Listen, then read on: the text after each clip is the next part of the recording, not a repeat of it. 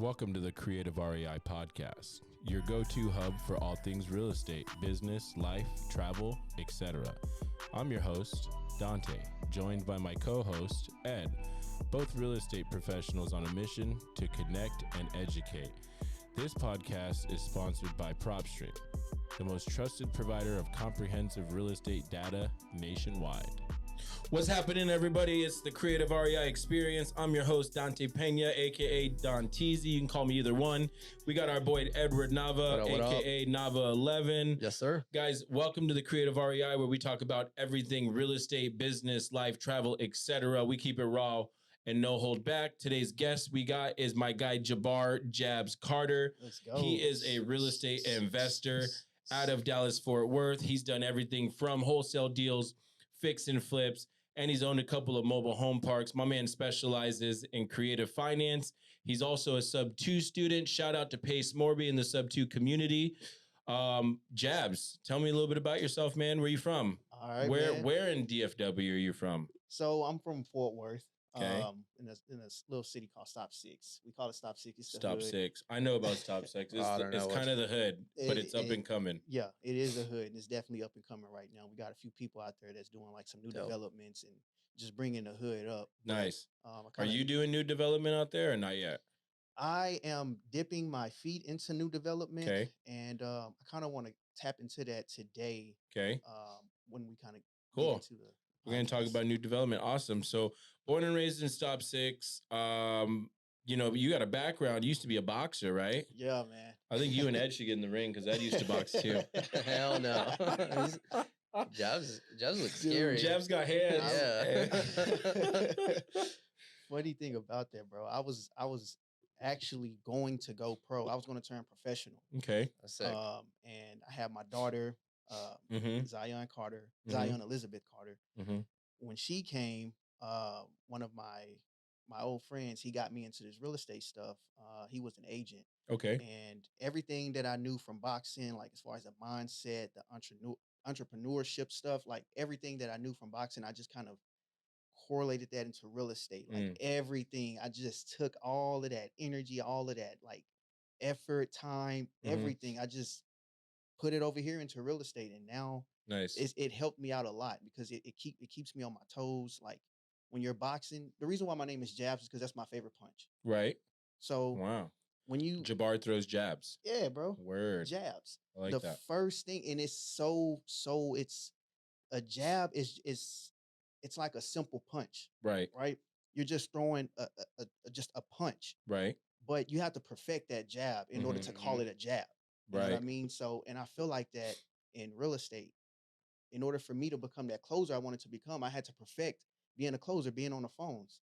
But I'm probably jumping into this stuff like way too soon. Yeah. I got a lot to share, man. So you perfected the jabs. There's a saying, I think Bruce Lee said it. He said, "Don't fear the man that knows 1,000 different kicks. Fear the man that does one kick 1,000 times." Yeah. And that's what you did with your jabs. Yes. My boy got hands, guys. If you guys want to get into it, make sure you sign the waiver. It's like one of those YouTube celebrities, like the Jake Pauls. Jake Paul's, man. Yeah, We'll have like another investor Used to on make there. people nosebleed with a jab, bro. Yeah. Like, yeah. So Jabs, tell me about your first deal, bro. When was it? What year was it, first of all? Your first deal? So my first deal was back in 2019. 2019. And as everyone say, you will always remember your first deal because I remember this like it was like yesterday. Right. Or I remember like it was in 2019. So my old friend that got me into real estate, he showed me how to drive for dollars. I didn't know what driving for dollars was. I literally thought that driving for dollars, we was driving around and we were just picking up dollars in yards or at a house. Nice. Because it was called driving for dollars. Yeah. So I'm like, all right, yeah, I'll do this driving for dollars thing with you. And we would drive out, we would hit like 100 houses per day. Damn. Yeah, 100. 100 houses in a day. You guys wondering why you're not getting a deal and you're not hitting 100 houses a day? By hitting, you mean like door knock or going up and jabbing the doors? We would, yeah. No, I'm kidding. Yeah. Hey, you want to sell your house?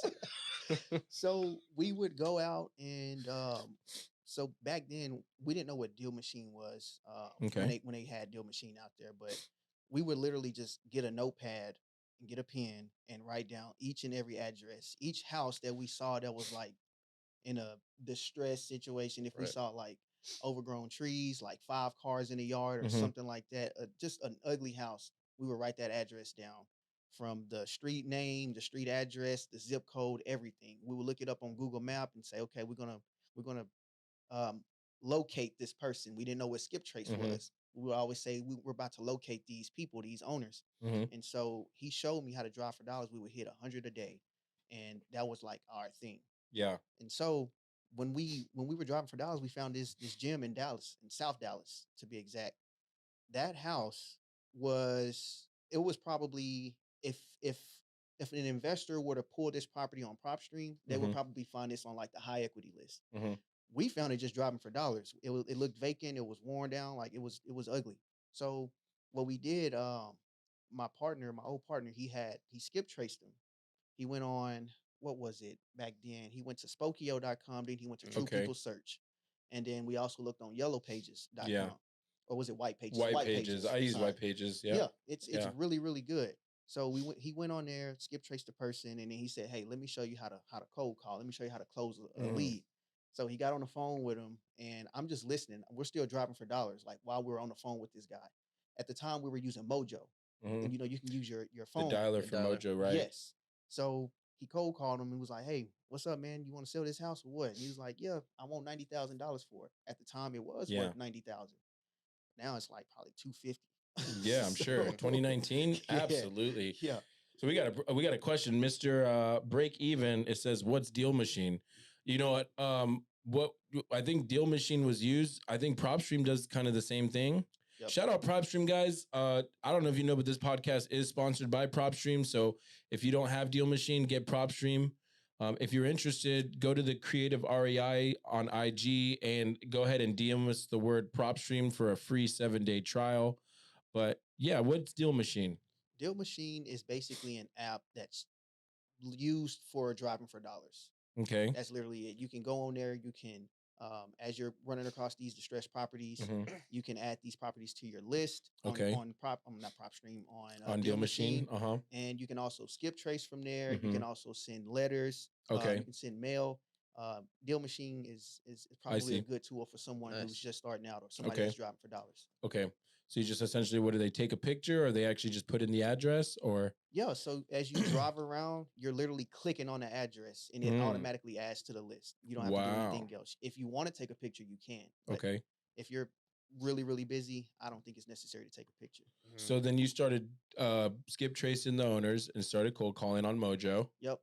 So after he cold called him, we're on the phone. He's having a conversation, and man, this guy had a trash conversation. Like I wasn't raised doing sales. I was always doing security work. Mm-hmm. Security kind of helped me out with like de-escalating situations and Right. trying to figure out how to win friends and influence people, right? Mhm. So while he was talking on the phone with this guy, I'm just listening to him. I'm just like, bro, like you don't talk to people like that. You don't tell somebody, man, your house is worth $20,000, so I'm offering you 20,000. I'm like, bro, what the hell? But but I saw where he was going. He's kind of very direct, straight to the Mhm. point, no fluff type of guy, and I love Yeah. it. And I kind of learned a little bit from him from doing that. But the thing is that this guy who was on the phone, he was a typical red seller. So they're going back and forth, and I'm like, yeah, I don't think this conversation is going anywhere. So the offer was $20,000. Now he made the offer. The guy hung up on the phone. He hung up in his face. Okay. Next thing you know, he gives me my phone back and he says, "Hey, don't worry about that one. We'll get another one." So the guy 5 minutes later texts and he says, "Hey, if you can, I'll come down to $70,000. If you can do 70,000, we can do a deal." So I'm looking, I'm like, "Oh crap! Hey, bro, he came down to 70,000. Like, Yeah. he was like, "Yeah, bro, don't worry about that." So next thing you know, I started texting him. I'm like, maybe I can build a little bit of. At the time, I didn't know what rapport was, Mhm. but maybe I can build a little relationship with him. Okay. And so I had started texting him. I'm like, yeah, man, like the property looks pretty decent. Looks like Mhm. something we can, take care of. Mhm. We would love to see this property. Mhm. So after that message, I got the appointment set. Dude, I don't know what I'm doing. I'm just taking action, trying to get me a deal. Yeah. What inspired me to get my first deal was the fact that my old partner had made $5,000 on his commission Okay. as an agent. At the time, $5,000 for me, that was everything. That was a lot of money. That's a lot of money, bro. So I'm like, all right, you know, let's get this appointment scheduled. So we got the appointment scheduled. It was me, my girlfriend at the time, wife now, and my daughter. We drove to South Dallas. I tried to call my old partner. He said, "Nah, man, I'm not going there unless he's asking. I mean, unless he's got a down a to regular number." 20,000." Yeah. So I'm like, okay, cool. Let me just go pull up and let me see what I can get out of it. I go there.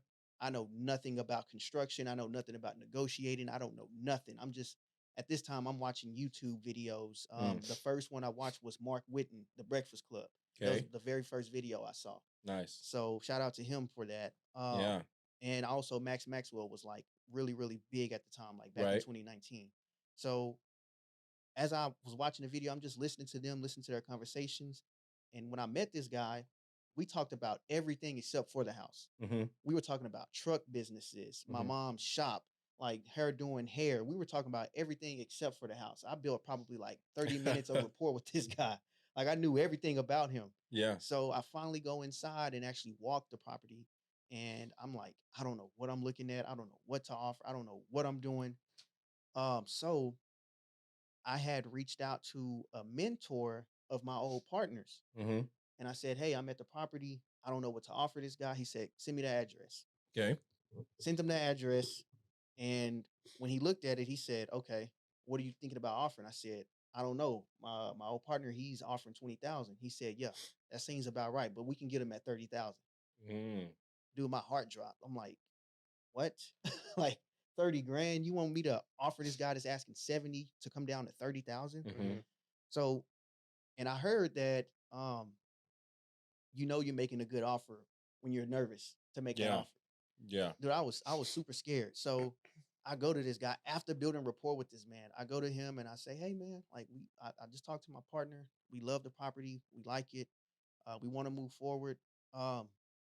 We're prepared to offer you $50,000. You said 50? I told this man $50,000. You sound so. Wait, he told you 30 and you did 50? I told him 50. Did you close? No. So this is what happened. So he said, okay. He looked at me and was like, 50? And I thought he's about to cuss me out. And I was like, yeah, Start thinking about it. 50,000. Exactly. Okay.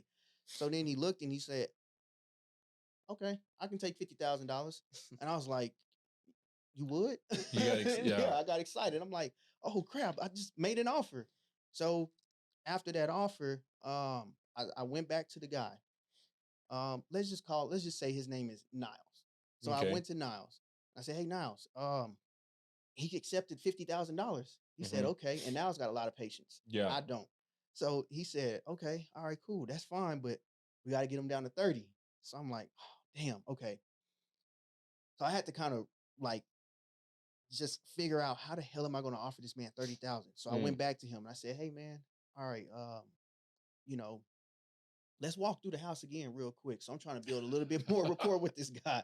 So I'm talking to him, letting him talk. And then that's when I said, okay, all right, I think my partner, he's somewhere around like $44,000.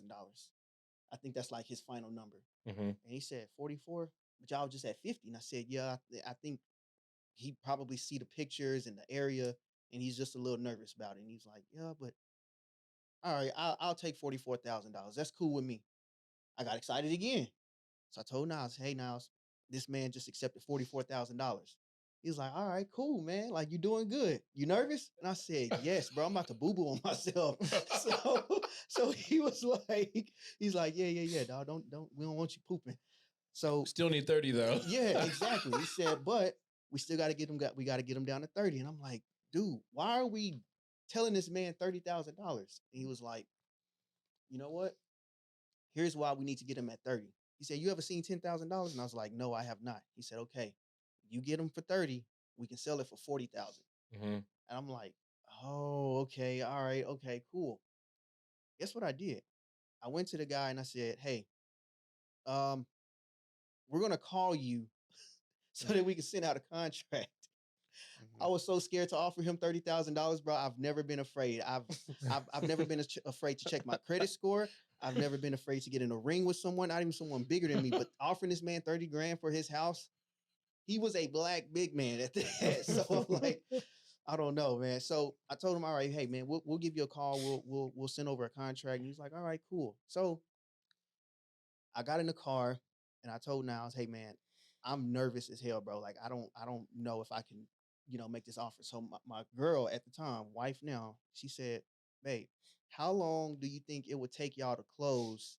What the hell does she know about closing anyway? But how long Yeah. does it take for you to close if you offer him $30,000 and you sell it for 40? And I was like, I don't know. So I called Niles. I said, Niles, how long do you think it'll take to close? And he said, bro, it only takes 7 days. Mm. I said, oh, okay, now I get it. So I sent him a text. I said, hey, man. And I was driving off as I was texting him. I was that nervous. I said, hey, man, look, we're willing to do an unconditional offer of $30,000 and we can close in 7 days. So you'll have everything in your pocket. Mm-hmm. We'll pay closing costs. We'll cover whatever commissions. There was no agent involved. That's how you know I didn't know what the hell I was talking about. Mm-hmm. And he was like, bro, if you talk me down one more time, I promise you I'm not selling Shit sweet to honey. you. Exactly. So I said, okay, what does that mean? He said, I'm gonna accept this 30,000, but the only reason why is because I owe Damn. $10,000 on this property. Dang. So I at least want to walk away So with there 20. there was like a lien on the property. Yes. Okay. There was $10,000 left. So now he's walking away with 20 grand. So he took your 30 that you were scared to do. Nice. Yes. So let me ask you this. No, I didn't poop on myself. Would you do would you do it now with your experience you have now? Would you do it the way you did it now, or would you already be like straight to the number you need? Honestly, I would be kind of straight to the Right. now knowing what I know now, I would definitely go Straight to the in for number, it, bro. right? Yeah. I asked that too because there's times when even myself in the very beginning when I started, I was a lot ballsier in the beginning because I just had confidence, right? Yeah. We weren't very knowledgeable of the market or how things worked. We just were like, yeah, we know we could get this, right? Where now it's like we might be a little more skeptical and we're like, man, maybe, I don't know. And I feel like the experience almost like scares you into that to the point where you're like, you got to go straight to your number. So these guys that know are like, hey, we got to go straight to this number versus like you're going, backwards, but it still worked out. Mm-hmm. That's crazy, bro. So your first deal was a 10K assignment. It was $10,000. Cool. And it was a wholesale, right? Not a flip, not a Nope. okay. First deal was a wholesale. What's your most recent biggest deal you just done? My biggest deal, the most recent one was a deal with my partner Ben. So shout out Ben Pastasol. Anything is Pastasol with Ben Pastasol. That's my boy. I actually partnered on a deal with Ben now. Ben is a cool guy. I love Ben. That's my boy, bro. Okay, so biggest deals with Ben. Yeah, so we closed so I actually did two big deals with Ben, but I'm gonna go to the most recent one. So we bought this property out in Virginia, Norfolk, Virginia, 771 B Avenue, Norfolk, Virginia, 23504. I know that address by heart just because it was the most headache. Dude, it was like a big headache for us. So Ben, if you're watching this, you already know. So we purchased the property subject to, went in there, gave the seller, I think it was like $9,000 up front. Mm-hmm. We paid the agent $13,000 for their commission. And then we also paid, we also paid a wholesaler who brought me the agent who brought the deal, $5,000. So that was already like, what's 9 plus 5 plus 13? 14. So 9, like 13, 22 plus right 5, 27K. So we're already out 27,000. Okay. That's not including closing costs. But sheesh. So we purchased that deal, and the reason why we purchased it was because we could rent it out on Section 8 for $2,350 a month, which was crazy. I've never seen Section 8 pay that much, but now I know they can go up to like $5-6 grand.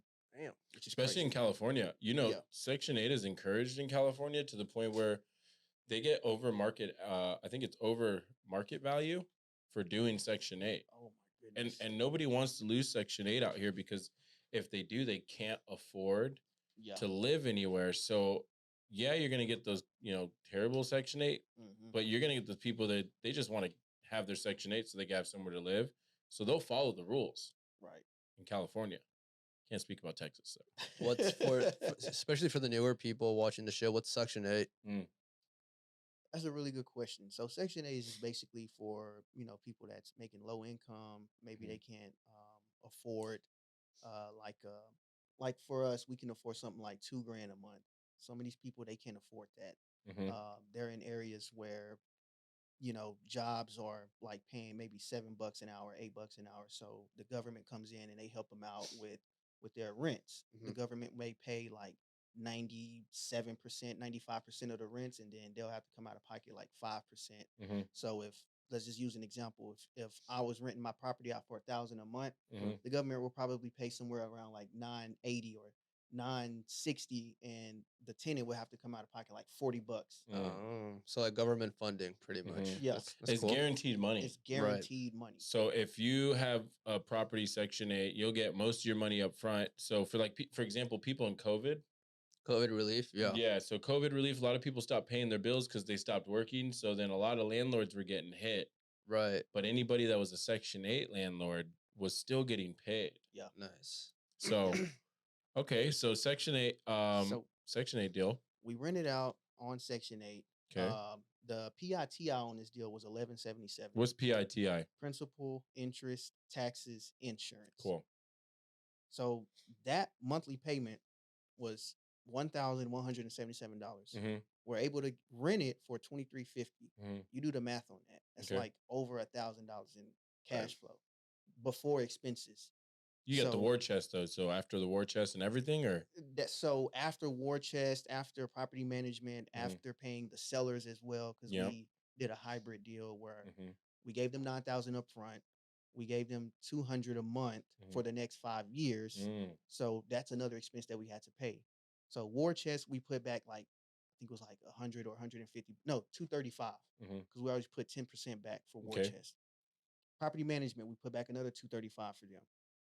The sellers was $200 a month, and we had our private money lender, which was $456 a month. Okay. We were giving him 15% on $36,000. So an equity split. Yes, Okay. we gave him an equity split. So after everything was paid, we were making about $504 in net cash flow. With none of your money in there though. None of my money. No, I I love borrowed that. that That's money. really good. Creative finance, guys. Get excited. Now, So- here's my recommendation. If y'all want to get into creative finance, I do not recommend you doing these deals for your very first time by Yeah. yourself. You reach out to somebody like Jabs and you have him help you do the deal. Okay. Nice. I agree with that statement. Yeah. Nice. Anyway, so hybrid deal, paid out the wholesaler, realtor, Mhm. and the seller using private money. We're still netting 500 a month. Now, with all of that being said, Ben and I have like a rule of thumb. So if we look at our net cash flow, we look at the cash on cash return. If it's making us 15 to 25% cash on cash, we'll Mhm. buy it as a long-term rental or a long-term buy and hold. Okay. So with us knowing that, we know we can sell this property, we can sell this asset, or we can sell the note. So if we're making $504 a month, you multiply that by 12, that's like 6 grand a year. Divide that number by, let's just say 15%. You're gonna come up with, I think it was like $50,000 or $60,000, somewhere around there. It probably was a little bit more. Now, what happened? How we got this big deal? The $500. That's not the big deal. I'm getting into that right now. Mm-hmm. What happened was, Ben and I, dude, we got tired of the tenant. She just kept calling us saying some guy was like sleeping up under her house, and like Wow. she was just calling us for like crazy stuff. Like I love the tenant, but she was just like sometimes I Like felt you should probably call the police for this, not Yes, us. Like yeah. we're not the police. I'm in Texas. You want me to fly to Virginia to go? Hey, wake this man up I up feel like under the the cops will get house? there quicker. Like, come on, give me a break. So dude, it is so funny just thinking about that. Like I have the text message. I can show y'all. But so we said we should sell this property. I needed to pay off Kevin Cho. I need to pay him some I need to pay him. We did a Gator deal. Okay. And I was like, hey, Ben, I need money like right now. I got to pay back like 19 grand. Mm-hmm. That was 7,500 to Kevin. And then I had another private lender I had to pay out. And Mhm. it was some other stuff I had to pay. So I was like, I need 19 grand like today. Mm-hmm. And so because I like to pay my private lenders. I like to keep Yeah. a very good reputation. Keeps your people paid, and it'll keep them doing business with you as well. Exactly. He Mhm. even forgot that I was supposed to pay him back. I called him and let him know, hey, bro, it's time to pay up. He was like, wait, for what? I was like, bro, you can't be never serious. mind. No, just kidding. Never mind. So I added up all of my expenses, everybody I had to pay out, and it came out to be around like $19,872. I Mhm. wrote it down because I remember. Mhm. So when we did this deal, we said Ben also needed some cash. He was like, hey, I need about 10, 20 grand. I said, okay, cool. So we need about $40,000 to $50,000. He was Right. like, yeah. So I said, what do you want to do? He said, let's sell B Avenue. He do not Dang. like B Avenue, bro. Every time I called him about it, he's like, bro, do not tell me any more bad news about this property. The reason why Ben did not like B Avenue is because we failed the inspection 3 times For Section 8. for Section 8. Yeah. So if you're doing Section 8, make sure when you purchase the property, you actually clean it up, you fix it up, you do all the small repairs that you think you don't have to do. Put a budget aside for like 5 to 10 grand because they will get you. Like they will come to you and say, hey, you got to fix this up. If they see a staircase is looking like it's about to fall apart, you need to fix that because they will get you.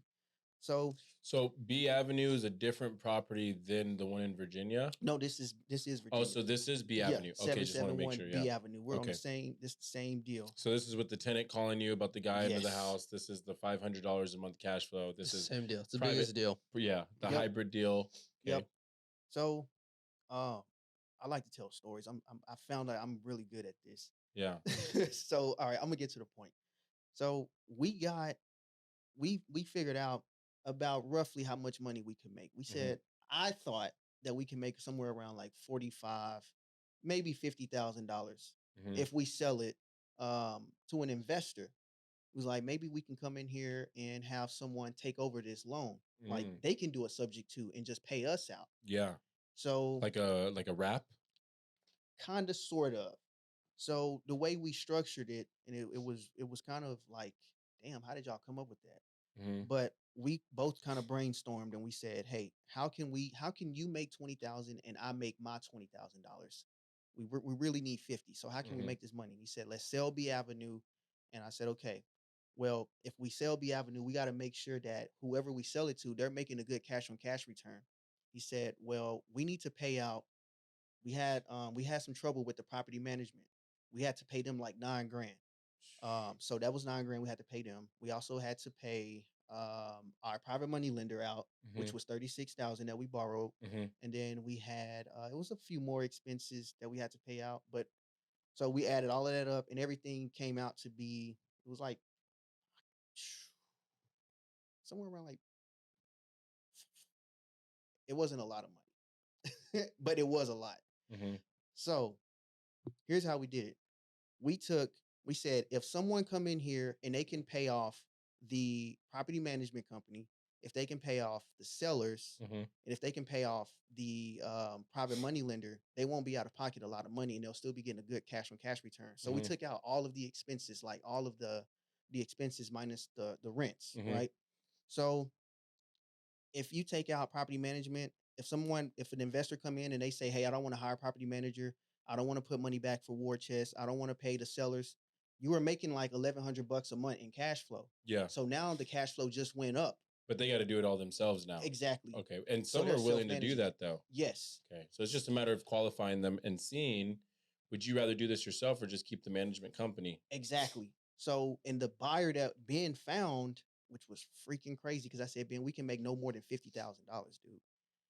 This guy came and said, hey, I will buy this property from you guys.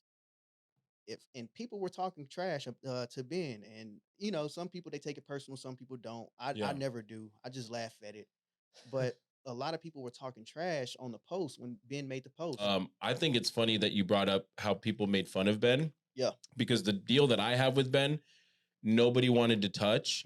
And Ben is one of those guys that truly believed in the deal. He sees the vision. He's a visionary. He sees it, which a lot of people lack, even in this industry. Even if they're, they want to do calculated, that's fine. It's not for everybody, right? But he believed in your deal.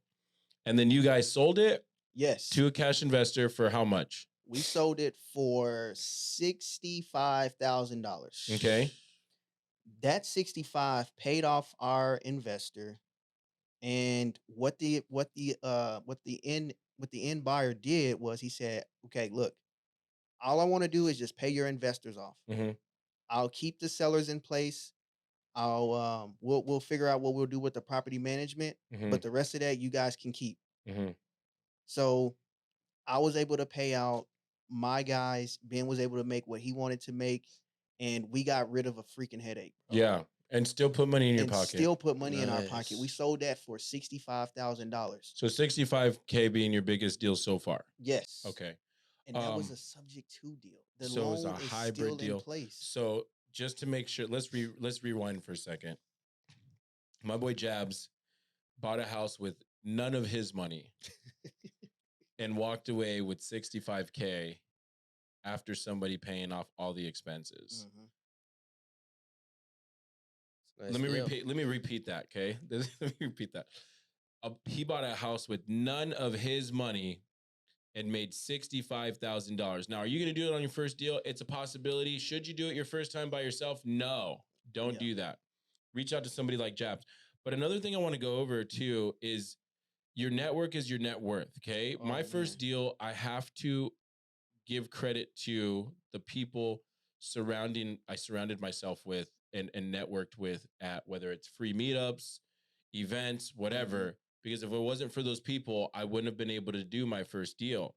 If it wasn't for Jabs's network, he wouldn't have been able to pull off what he pulled off, which he happens to be part of the sub 2 community with Pace Morby, Yes. which it's Kevin Cho being a pretty big name in the sub 2 community. So my guy's been, he's playing with big players in the community. They're doing deals together. And this is the power of community, you guys. So something to think about. So tell me about your experience with sub 2, bro. Because I know you're a sub 2 student. I love sub 2 students. I've done Yeah. deals with them. I think the community is amazing. I love it. Tell me about sub 2. So sub 2, my experience is so when I joined, it was back in 2021. Okay. Before I got with the sub 2 community, I was being mentored by he was my funding partner. I Okay. used to sell him deals like all the time, just really good deals. And he finally brought me in and said, "Look, I'm gonna show you wealth." He was showing me the whole owner finance thing, and then he became my funding partner. He said, "Jabs, you go out and go find the deals. I'll provide you with the funding, but you got to find your own credit partner to refinance the money out so that I can get paid back, and we'll split the deal." And I'm like, "Okay, cool." So I kind of had an idea of creative financing, but once I joined Sub 2, it was just like everything just kind of like skyrocketed from there. So would you say that it sped up your process? Oh yes, 100%, 1000%. So I learned how to become a closer once I joined the Sub 2 community. All I did was I just listened to Pace's videos. I listened to all of his calls, like verbatim, before I go to sleep, when I wake up in the morning, when I go to the gym, if I'm like just bored, not doing anything, if I'm driving around. My wife and my kids, they even know Pace, but they know him just because I'm always listening to him. Yeah. So she's like, "Babe, if you put on Pace one more damn time, we're gonna go to his meetup." And I'm like, "All right, cool." So we were driving in the studio today, and at the stoplight, we were next to each other, and he rolls down the window, and it's a podcast playing in the background, and I'm over here playing music. Damn. Like it takes that, Dedication, bro. yeah. Like, No, he's super dedicated. there's times where, excuse my language, where I don't even have sex because I'm so focused. Like I'm just, hey, look, this week. Shout out to my wife. You feel me? It's like the life of a boxer, because there's the thing where like the last few weeks of camp, you can't really be going out partying, can't be, No having sex, no right, partying, because no of the drinking. You gotta testosterone. refrain from that, Right. and So I see the correlation now. you see what I'm saying? So Yeah. it's funny though, because he was talking about John Jones. Was it John Jones? The UFC, yeah. John Bone Jones, the UFC fighter. What is it, a week before? A week or two before his championship fight, he does not practice. Well, back in the day, right? When he was younger, he wouldn't practice. He would just go out partying because he had a theory that if his mind was in a different place, where to take out his nerves, he would just show up to the UFC like, "Oh, all right, let's do this," Yeah. But he would go party out. He would do his, white powder lines, whatever, and just go Bunch of ham. drugs and alcohol, and then Right. somehow win a championship. Yeah, That's he's funny. just a different guy. So it's like, we got to go out and party to like win, and he's like, "Do you want to be a champion?" Don't do that, by the way. I don't recommend it, as I think some people could pull that off. So sub 2 community. So, like I said, I listened to all of his calls, and I still do till this day. Like I just listen to him, and I always learn something new. And those calls helped me out with closing leads. So now that I'm the closer, I can showcase my skills and show everyone, hey, I'm Jabs the badass. I'm a closer now. So to Pace Morby, I'll tell him to his face, I'm a better closer than you. Damn. I'll say it right here, right Hold now. on, wait. Start over. Let's start over. Hey, shout out to Pace Morby, but Jab's got a message for you, Pace. Coming from the Creative REI Experience. Hold on. I'm about to start some controversy. All right, Pace, Jabs Carter, go. Pace, I am a way better closer than you are. I took all your lines from you and I put my own sauce in it, and I'm now better than you. Pace close. Why don't we try to get sub 2 on the Creative REI and get them to do a little Closers Olympics? Let's go. I'd be down to do a Closers dial, man. Let's go. Dang. Let's go. So okay, so a lot of I love the fact that number one message you can do for the newbies is the drive in for dollars. 100 houses a day. That's a lot of work. Right, so I feel like that's a lot of work. It's pretty decent with solar. I mean, we used to do door to door as well. We would typically hit. I mean, our goal was around 100, but it was tough. Yeah, we'd be out there from like 10 a.m. to like 6 p.m., 7 p.m. I just feel like it's harder work than 100 dials. I've done door to door, but I've also done dialing, and I feel like I've done more dialing than. It's more exhausting. I bet. Sure. Well, but you know what? Mark Cuban said, if you can do door to door, you can do anything. I agree with that, bro. So shout out to my door to door people. If you guys are, let's say you're doing door to door right now and you're good at it. You know, obviously whatever you're doing, you're probably gonna get out the field and have somebody do it else, but maybe consider figuring out if they want to sell or not and sending it to one of us.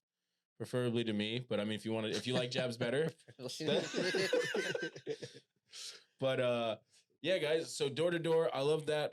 The raising capital, I love that he raises capital and gets in zero deals, makes his capital partners money. You got any big deals coming up anytime soon? I actually do. I am about to close on a 38 unit out in Houston, Texas. 38 units. 38 units. Yeah. Okay. We're getting ready to close that. If not, if they haven't already closed, but so that's a pretty big deal for me. We're also working on a new development project with one of our developers, Joe. He's a really good developer. He's also a good fix and flipper. The way that we found ourselves getting into developments was we saw that Joe said, "Hey man, look, I want to learn how to do this private money stuff. I know you the guy, so give me the money." Okay. And I said, "Okay, all right, cool." So I'm thinking on it. I'm like, man, he's doing new development. I got connections to private money. Joe has money. This guy, like, he got a lot of money, but he's using his own money. He's like, look, I'm tired of using my own money. I don't need your money. I don't need y'all's money. But the fact that you guys have access to this and you don't have to come out of pocket, and all you got to do is just have a conversation. He likes that like connecting the dots. Exactly. Yeah. He's like, it's like almost like he's testing you to see how it works out. And if it works out, he's gonna be like, let's do it again. Power of leverage. He's coming back, bro. Power of leverage. We're doing 4 deals right now together. So we just kicked it with this guy. He's from Newport Beach and owned a $30 million company. And we were sitting down with him, and he was saying how he's got 2 mentors. One mentor is worth 300 million. The other mentor is worth 2 billion. And he asked them the same question: if you could do it all over again, what would you do differently? And his response is, his jaw dropped when he heard them give him the exact same answer, which was, I wish I would have leveraged more. Right. And so this guy's now figuring out the power of leverage, which I'm sure when he becomes like more wealthier than he already is, he's probably going to be saying the same thing. And you were like that pathway for him to do that leverage. Yeah. That's 100%. crazy. That's crazy.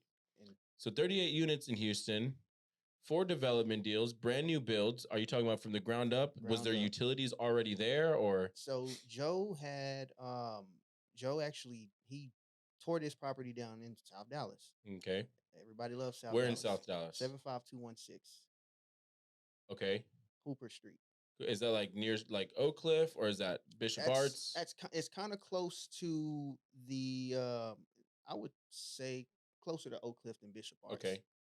So he tore this property down, and he said, I think about like maybe 3 months in, he's moving fast on this deal. The only holdup was pulling permits. Okay. With the city of Dallas, it takes a long time. Like What's the time frame? I was gonna actually ask that. sometimes it could be 90 days. Sometimes it could That's be not that 180 bad. It's 90 days, That's that's a long not that time. bad. That's a Hearing- long Bro, it's time. 6 to 8 months, and that's Yeah, I was about quick. to say Yeah, that's quick. 180 days up to like 180 days. Even in Dallas. Yeah. Oh. Yeah.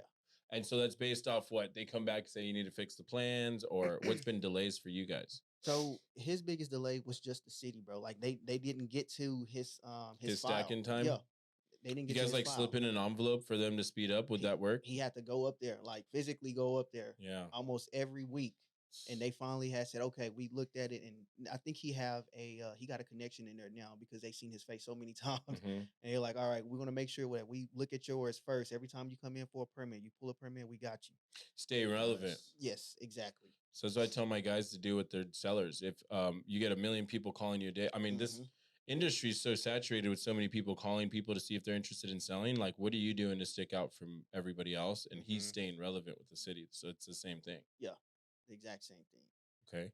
So as he was tearing down his property, at that point, that's when he was, I think he was like midway through. He's like, hey, man, look, tired of using my own capital. I'm seeing you on your Instagram, bro. Show me $40,000, see what we can do.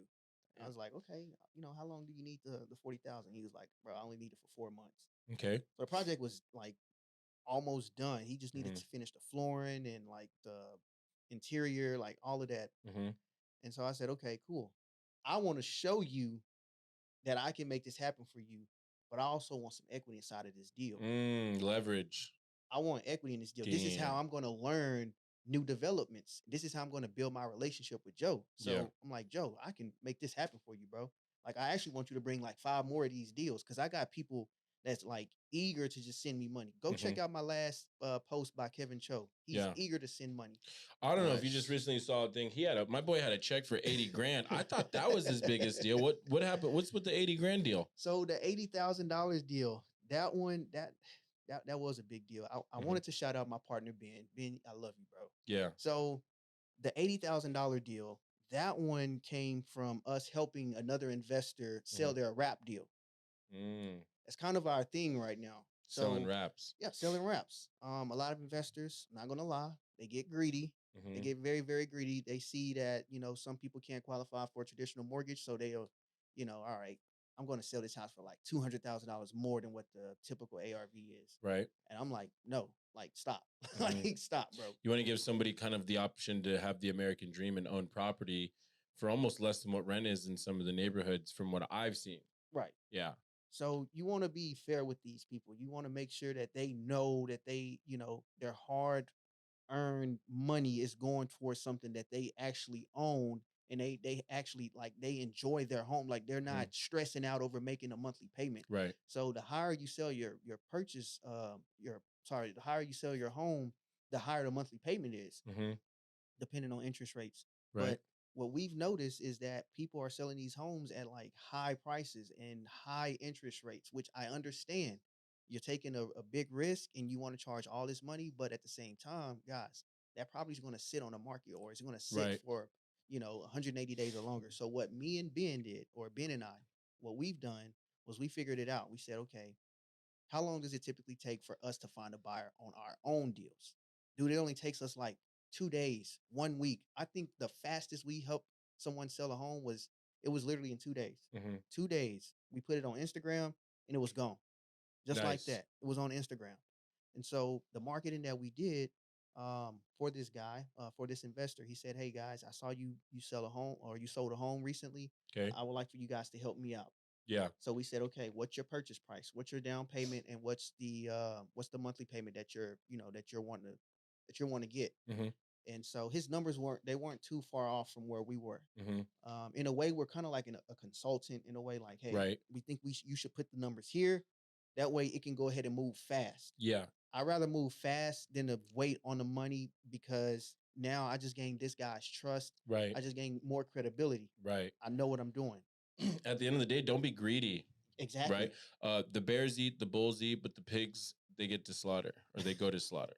right? And so there's I don't know where I saw this, but there's some people they say it's better to list it low and let them get into a bidding war, Right. versus having to list high and nobody's And seeing now nobody's even looking at it. exactly. So we sold this property. We ran the comps, and what we typically do is I'm about to drop some gems so that y'all can know how we do. Nuggets, golden nuggets. So we go straight. Okay, I'm gonna ask this question first. Mhm. When y'all look at a property, if somebody sends y'all an address, what's the first thing? Like, where is the first place y'all go to? Prop stream. Prop stream. Yeah, I I mean, love Prop it. stream. Okay, We go to prop stream and then we run comps. okay. We What- look at numbers, see if the numbers match. If you're a homestead buyer, where's the first place you want Zillow. to go? Yeah. Zillow. Okay. So we know that investors go to PropStream, and we Okay. know that homestead buyers go to Zillow. Okay. We're selling to homestead buyers, not to investors. Mm-hmm. So we're using Zillow as our source.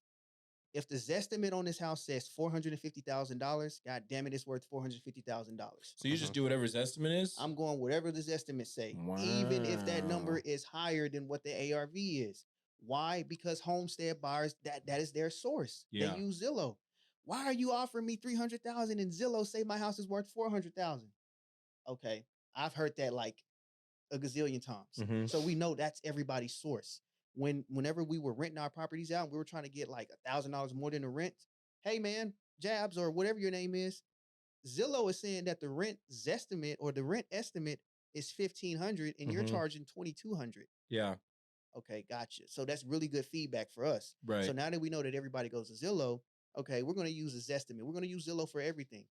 So if the property says 450,000, that's our price. Or we're going to add 10% on top of that 450. We don't go no higher than 10%. Okay. So 450 plus the 45,000, which is 10% of 450.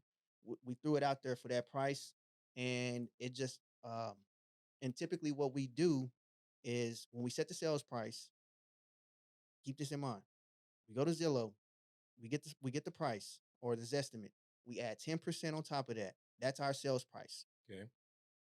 We're going to ask for 10% down from the buyer. We look at the rent rates. Typically, a homestead buyer, they're going to pay up to $300, maybe $500 to $600 more than the average rent for a home that they actually own. They're more than willing to pay that. So now that we know that, okay, we want to make sure that that monthly payment that they're paying is somewhere around a little bit more than the average rent, like no more than 300, possibly $600. So if the rents are $1,000, if the rent estimate is $1,000, Yeah. we're not going no more than $1,600. Right. And then that's how we can determine what the interest rate is. So from there, we set it up as a 30-year term. Obviously. Amortized over 30 years on an Yes. what's your typical interest rates on average that you're doing based off of these deals? Would you say like 10%, 9, 7, It 4? was 9. Okay. It came down to like 7. Sheesh. 6.5 to like 7%. So let me just make sure. Let's rewind this on the okay. So bank institutional money right now is close to 7.5, 8%. Mm-hmm. And he's giving terms to people for less than what the banks are offering. That's insane. And these are wrap deals, correct? These are wrap deals. deals. So that brings me to my next question. How would you want, let's say, for example, people who have wrap deals, maybe they want to move. Matter of fact, if you got a wrap deal, reach out to my boy, Jabs Carter, Jabs_ Carter 84. And I want you to DM him the word wrap. I have a question. If a newbie is trying to figure out if it's a potential deal for a wrap, how do they figure that out? How do they structure it in sub 2? That was going to be my question. Does it be turnkey? Does it, is there a specific thing you good look out question. for? that one. Appreciate it. Leave me hanging. God. Usually when people do I was that, just like, bro, it's cool, bro. Jesus. I'll just go fuck myself. Yeah. It's fine. I think It's fine. I'm just looking at it as a newbie perspective. If, let's say someone in the audience or a viewer has a deal that like may not work for a wholesale, maybe, Maybe we super structure a tight. sub 2 deal, but we don't want to keep it. We just want to like wrap it and sell it to somebody. We bring it to you and you could just do it for us. Right. That's exactly what I do. So Okay. I always work backwards. Mhm. So first thing I do, is before they even send me because there's a few things you have to know about the underlying mortgage Okay. or the mortgage that the seller owns. Mhm. You got to know what's the PITI, principal, interest, Okay. taxes, and insurance. PITI. You have to know what's the loan balance. You also have to know the interest rate on this loan. What's the interest rate? And then the next thing is you have to know the actual breakdown of the principal, interest, taxes, and insurance. Breaking down by the number each one. Yes. So that's usually on the mortgage, mortgage statement. So statement. you need an actual mortgage statement to even see if you can pull these off. If you just doing Yes. it based off of the seller's telling you, chances are you're shooting yourself in the foot. Mm-hmm. Okay. And you want to get that mortgage statement. It's very, very important because the mortgage statement is going to give, sometimes it'll have principal and interest together. Mm-hmm. And then taxes and insurance, it'll say like escrow. It won't say like taxes and insurance. It'll say escrow. Got it. So Okay. when you get that principal and interest payment, and I'll tell you guys how I got the 80,000, but when you get that principal and interest payment, you want to know this is when you're going to start working backwards. Mhm. You're going to go to Zillow. You're going to look at the rent estimate, see what it can rent for. Mhm. If your PITI is somewhere around 1,000 and your principal and interest payment is only 450, Mhm. and the rents is like 1,300 or I'm sorry, 1,500. Mhm. Okay, you want to take out the taxes and insurance from that $1,500. Okay. That's going to leave you with how much you can actually charge your buyers for your principal and interest payment. Yeah, because you don't want to add that in there because it's taxes, insurance is Exactly. separate from the principal and interest. Exactly. That's going to get transferred over to the new buyer, the wrap buyer. Okay. So now that you have in it, we do it so easy, like simple. We got a little spreadsheet. I can send it to you guys. Okay. But when we get that principal and interest payment on the seller side, Mhm. we know kind of a roundabout number where we need to be to make it make sense for the wrap buyers. We Mhm. don't want to we don't want to give them a super high monthly payment. That's where investors today are, having a challenge Mhm. because their expectations are very, very high. But we're working with people that they got money, they can't afford the monthly payment, but who wants to pay double what the rents are going for? Who wants to Right. do that? You know what I Mhm. mean? I'm going to own this house. I don't want to struggle. I don't want to just go to work and just pay this mortgage every single month. Like all my money is going towards the mortgage and bills. I don't want to do that. So we're reasonable. We're like, okay, let's work backwards. Let's go to Zillow, see what it's worth. Zillow says 450. Okay, cool. Let's sell it for 450, Mhm. or we can add 10% to that. But let's just keep it simple. Let's sell it for 450 and ask for 10% down. Okay. If we get more, that's a bonus. But we're not expecting anything over 10% down. That's what a Right. typical wrap buyer would pay. So we're getting $45,000 down from our buyer. Okay. Mhm. Subtract 45,000 from 450,000. That's the loan balance. Okay. Now we're trying to figure out what is our interest rate, right? And What how do you use to find your interest rate? Do you guys just calculate yourself? You have a mortgage calculator? Do you have like a yeah, we have a mortgage calculator. do you have your own mortgage calculator? Do you have an No. app you use? You There's download an an app? app. What's the app you use? It's called TVM calculator. TVM calculator. Yep. Okay. Tango, Velma, Maserati. Tommy Victor Morgan. Tommy Yeah. Victor. Not sponsored. Yeah, it's Yeah, TVM. pay us. Okay, so mortgage calculator, you put it into the mortgage calculator, you figure out a principal and interest from that. Mhm. You base it based off of what market rents are going for. So based off Yes. market rents, you maybe don't do an increase more than 10%. You then figure out what principal and interest would be on that, subtracting your insurance and taxes, Yes. taxes and insurance. Yes. And that is what you sell to the wrap buyer on top of, because technically the new buyer will pay the taxes and insurance as well. That is correct. Cool. So that whatever, let's just pretend like he's the seller. Right. So Ed is paying, let's just say $1,000 Mm-hmm. Total. Like that's the PITI. But Mhm. his principal and interest payments is $450. Mm-hmm.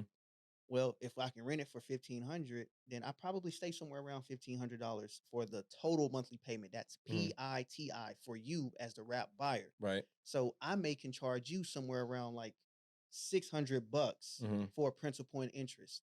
So you take that 600 and subtract 450. What is that? Like 200. Mm-hmm. Around there. 150, 100, or whatever that number is. Like 150-ish. Yeah, Need that's my calculator. Yeah, get the calculator.